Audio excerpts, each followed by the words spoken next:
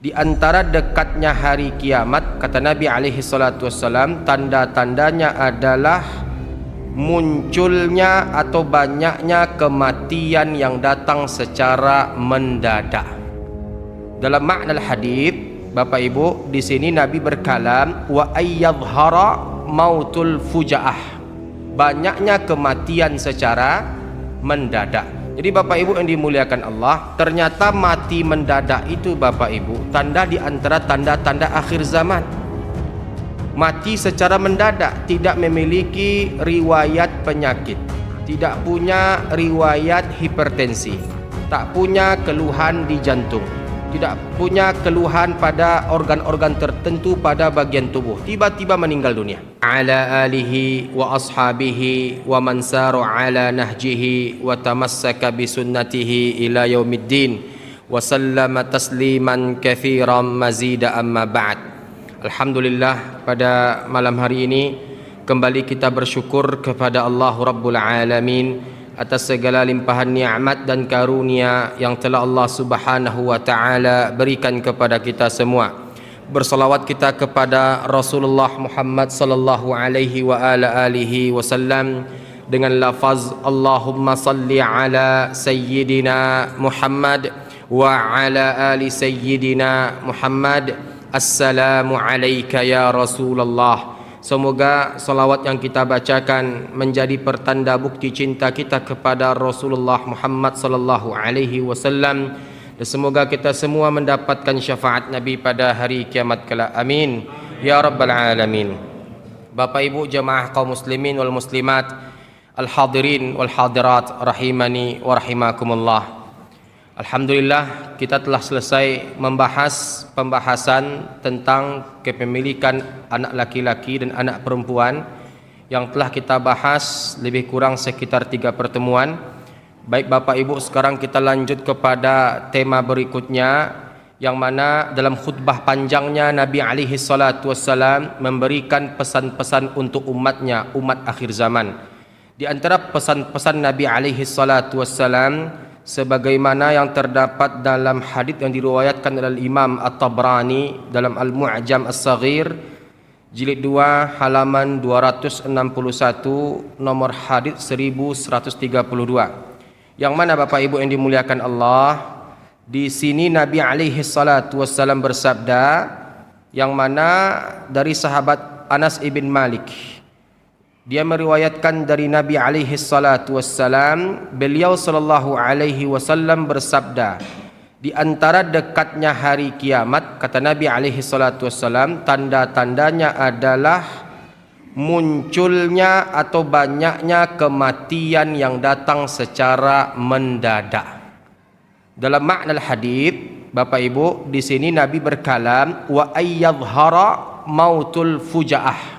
Banyaknya kematian secara mendadak. Jadi Bapak Ibu yang dimuliakan Allah, ternyata mati mendadak itu Bapak Ibu tanda di antara tanda-tanda akhir zaman.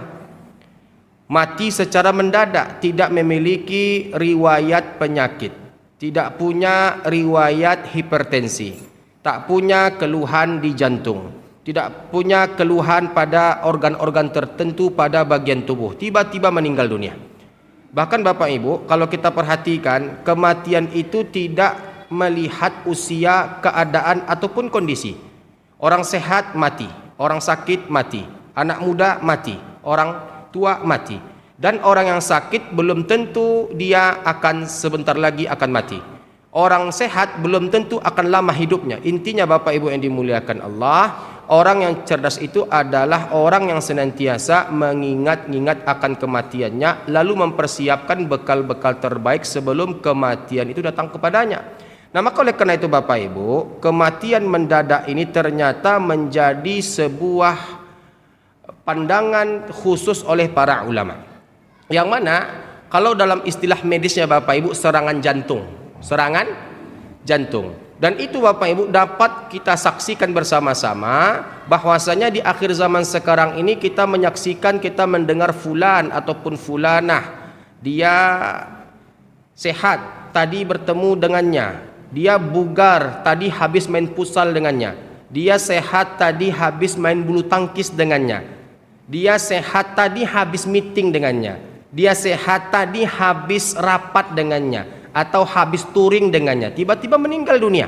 Nah, Bapak Ibu yang dimuliakan Allah, di sini Bapak Ibu ada dua sikap para ulama ya dalam menilai atau mengkritisi sabda Nabi alaihi salatu wasallam tersebut. Pertama, kematian mendadak untuk orang-orang kafir itu merupakan sesuatu azab yang berlaku untuk mereka. Sementara orang-orang munafik atau orang-orang fasik, kematian mendadak itu bagian dari kemurkaan Allah untuknya.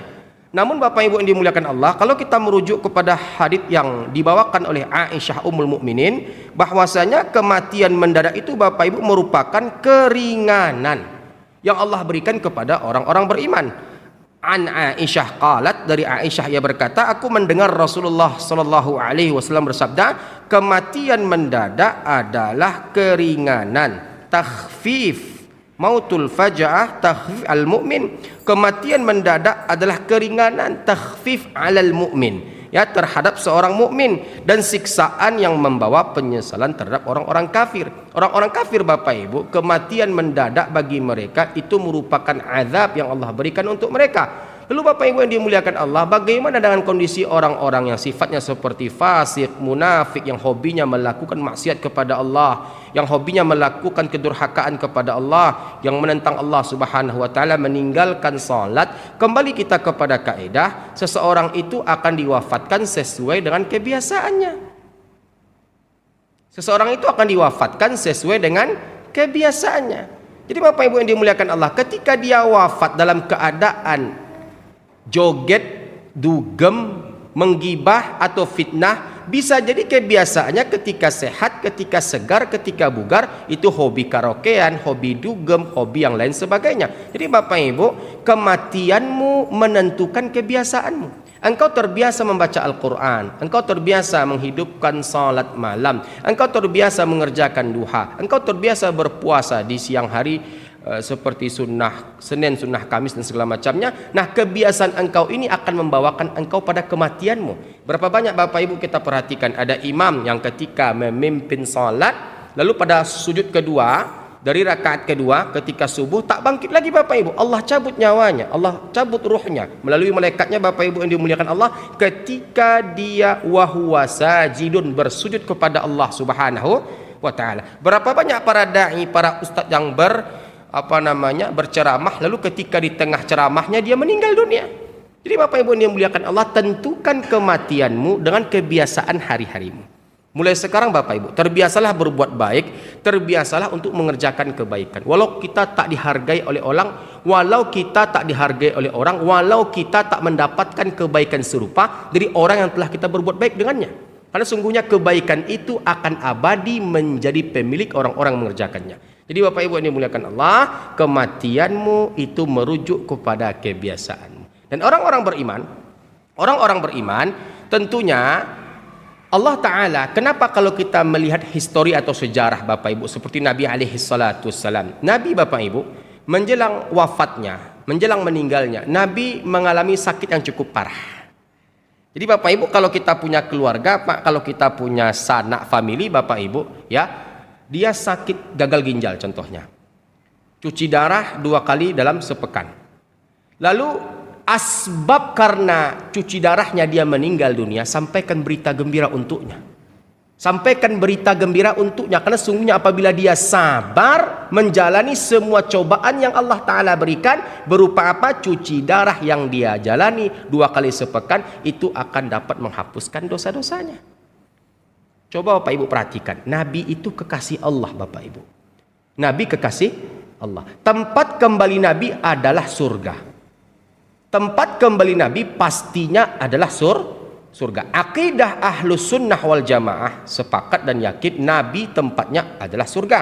Nah, kalau ada oknum ataupun sekte ataupun kelompok yang mengatakan Nabi tak dijamin masuk ke dalam surga, kita pastikan orang ini adalah orang-orang yang tersesat dan menyesatkan. Jadi Bapak Ibu yang dimuliakan Allah, Nabi ketika diundang ke sebuah jamuan, waktu itu dikisahkan Nabi dijamu oleh wanita Yahudi pada peristiwa Khaybar Bapak Ibu, kalau saya tak salah itu di kitab Siyar A'lamin Nubala yang dikarang oleh Imam Az-Zahabi rahimahullah. Waktu itu Nabi dijamu.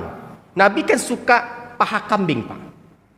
Nabi itu suka paha kambing. Pokoknya jamuan yang diberikan ke Nabi, Nabi itu paling suka makan daging paha kambing. Lalu wanita Yahudi ini Bapak Ibu membubuhkan racun di atas daging paha kambing tersebut. Sekarang pertanyaannya Bapak Ibu, mudah nggak bagi Allah menyampaikan sebuah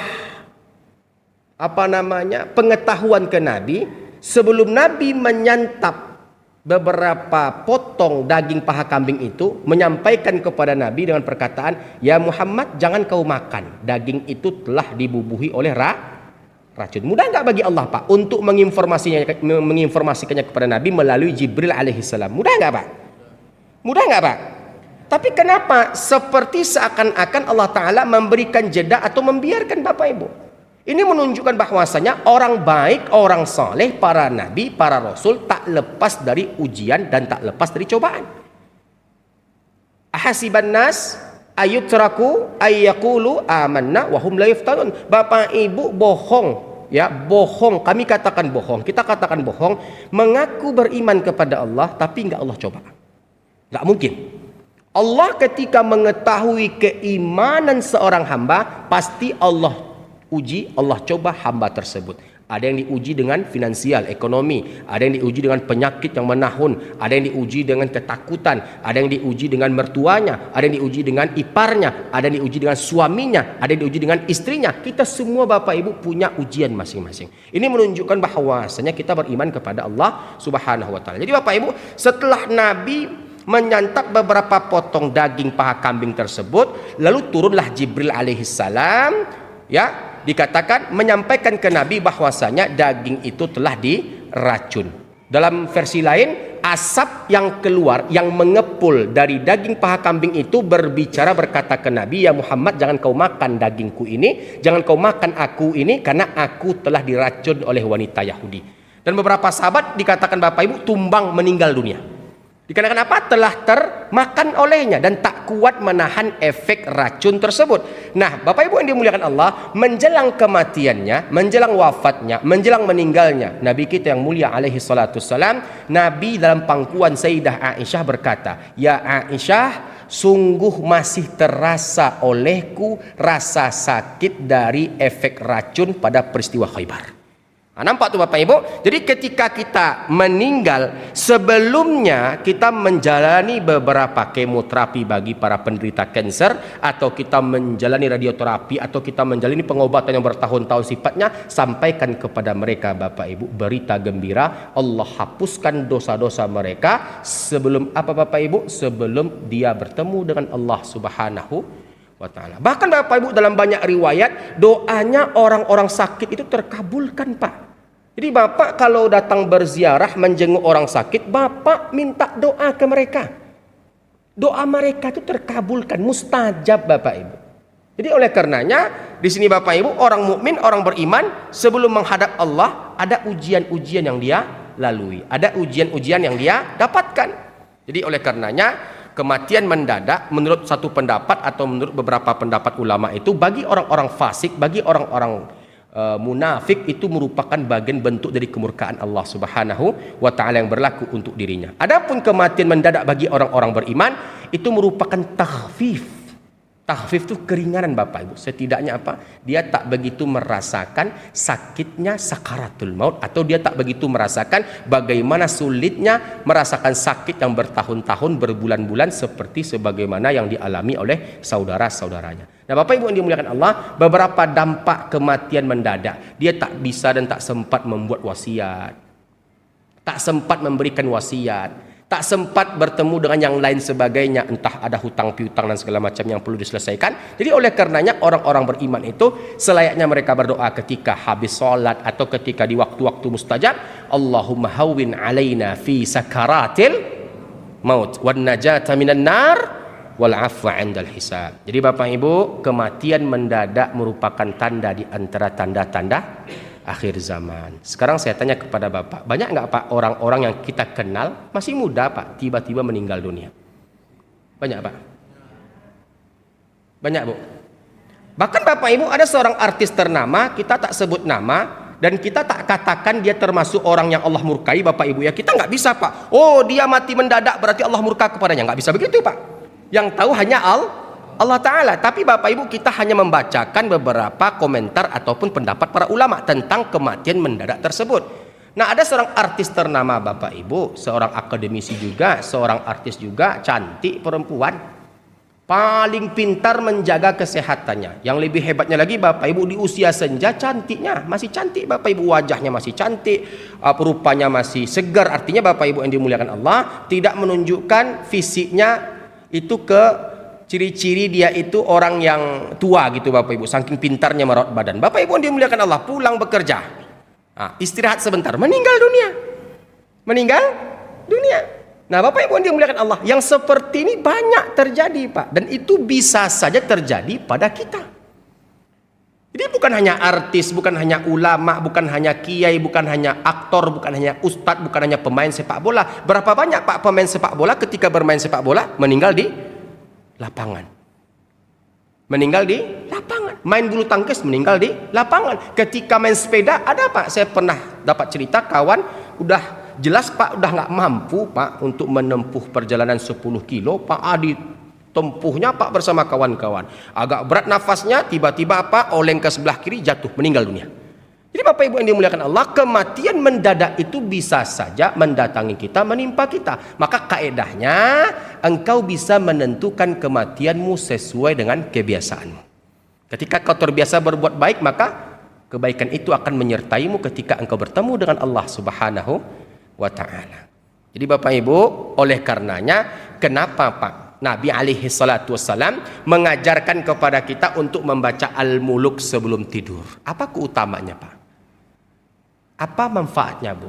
Kita diampunkan dosa-dosa kita, Pak. Bahkan Bapak Ibu yang dimuliakan Allah, ada sebuah zikir yang diriwayatkan oleh Imam At-Tabrani dalam Al-Mu'jam, bahwasanya ketika seorang hamba itu membaca zikir ini sebelum tidurnya. Apa zikir itu, Ustaz? Mari sama-sama kita baca. Bismillahirrahmanirrahim. Semua kita membacanya, Bapak Ibu. Bismillahirrahmanirrahim. Bismillahirrahmanirrahim. Subhanallah walhamdulillah wala ilaha illallah wallahu akbar wala haula wala quwwata illa billah Al-Aliyil Azim. Bapak baca ini, Bapak Ibu, Bapak baca, Bapak meninggal, Ibu meninggal di pertengahan tidur, maka tidak akan ada yang dapat menghalangi Bapak Ibu untuk masuk ke dalam surga. Dalam riwayat lain dikatakan, la ilaha illallah wahdahu la syarikalah lahul mulku walahul hamdu wa huwa ala kulli syai'in qadir wa la haula wa la quwwata illa billahil aliyil azim. Subhanallah walhamdulillah wa la ilaha illallah wallahu akbar. Ringkas, mudah untuk kita praktekkan, mudah untuk kita amalkan. Tinggal bagaimana cara kita mengimplementasikannya sebelum kita tidur. Bapak Ibu, banyak nggak orang ketika tidur meninggal dunia, Pak? Banyak nggak Bapak Ibu ketika tidur terjadi henti jantung? Jantung berhenti untuk berdetak ketika tidur, Pak. Meninggal dunia ketika tidur. Makanya beberapa sunnah diantaranya apa, Bapak Ibu? Witir sebelum tidur, mengambil wudhu sebelum tidur, merupakan sesuatu yang akan dapat memberikan kebahagiaan bagi kita ketika kita meninggal di pertengahan tidur kita. Nah, jadi Bapak Ibu, kematian mendadak, maka mintalah kepada Allah, ya Allah, ya Rabb, jauhkan kami dari kematian yang mendadak. Izinkan kami sebelum kami bertemu dengan Engkau, ya Rabb, izinkan kami, ya Allah, ya Arhamar Rahimin, kami bertemu dengan Engkau dalam keadaan kami bertaubat kepada Engkau, dalam keadaan kami Engkau bersihkan dosa-dosa kami melalui ujian dan cobaan yang Kau berikan kepada kami. Dapat dipahami, Pak? Dapat dimengerti, Bu? Nah, berikutnya Bapak Ibu yang dimuliakan Allah, korelasi antara kematian mendadak dengan talqin itu adalah sesuatu yang sifatnya sangat penting sekali. Orang-orang yang meninggal dalam keadaan mendadak, Bapak Ibu, bagaimana mungkin orang bisa mentalkinkannya, Pak? Ya nggak, Pak? Orang aja nggak tahu dia meninggal, Pak. Ada seorang pelawak, Pak. Siapa namanya? Lupa saya. Di Eropa sana. Jadi Bapak Ibu, dia melawak. Jadi lawakannya ini Bapak Ibu mencontohkan, mentutorialkan orang yang meninggal dunia. Orang yang overdosis. Ternyata betul Pak, dia terkena serangan jantung ketika melawak. Ketika dia bergemetar seperti ini Bapak Ibu, di tengah-tengah lawakannya, orang-orang tertawa. Padahal dia sedang merenggang nyawa. Saya lupa nama pelawaknya Pak. Saya lupa nama pelawaknya Bu. Orang-orang ketawa, orang-orang beranggapan, orang-orang mengira Bapak Ibu, dia sedang melawak pura-pura mati. Padahal mati benaran Bapak Ibu. Dan taunya setelah banyak orang tertawa atas lawakannya yang mencontohkan seperti seakan-akan dia mati, ternyata mati benaran. Beberapa saat setelahnya dia nggak bangun-bangun lagi Bapak Ibu yang dimuliakan Allah. Nah jadi oleh karenanya kapan kita bisa mentalkinkan, itulah dampak buruknya Pak kalau kita meninggal mendadak tuh Pak. Nggak bisa dijenguk, nggak bisa ditalkinkan, nggak sempat untuk bertaubat kepada Allah SWT. Terlebih lagi bagi mereka-mereka orang-orang fasik, orang-orang munafik Pak. Kalau orang-orang beriman tentunya kebiasaan baik yang mereka kerjakan menghantarkan mereka kepada kematian yang baik pula. Nah, kita berbaik sangka dengan zikirnya, dengan Qur'annya, dengan sholatnya, dengan puasanya, dia diwafatkan di atas kebaikan tersebut. Jadi Bapak Ibu, talqin itu perlu untuk kita ketahui. Talqin itu perlu untuk kita pelajari. Talqin itu perlu untuk kita fahami bahwasanya banyak orang Pak pandai memandikan jenazah. Paham memandikan jenazah, ngerti memandikan jenazah, tapi nggak ngerti fikih talqin Bapak Ibu. Coba Pak, di antara kita di sini siapa yang bisa mentalkinkan orang Pak, atau terbiasa mentalkinkan orang sebelum meninggal dunia? Coba angkat tangan Pak, ada? Saya Bapak Ibu mentalkinkan orang dari tahun 2009 sampai tahun 2024. Banyak kisah yang saya dapatkan Bapak Ibu. Ada yang meludah, ada yang bercarut, ada yang memaki. Ada Bapak Ibu di Taman Karya, Pak baca la ilaha illallah. Dia baca la ilaha illallah, lalu dia minta saya mendengarkan bacaan surat Al-Muluk yang dihafal. Setelah itu apa Bapak Ibu? Meninggal dunia.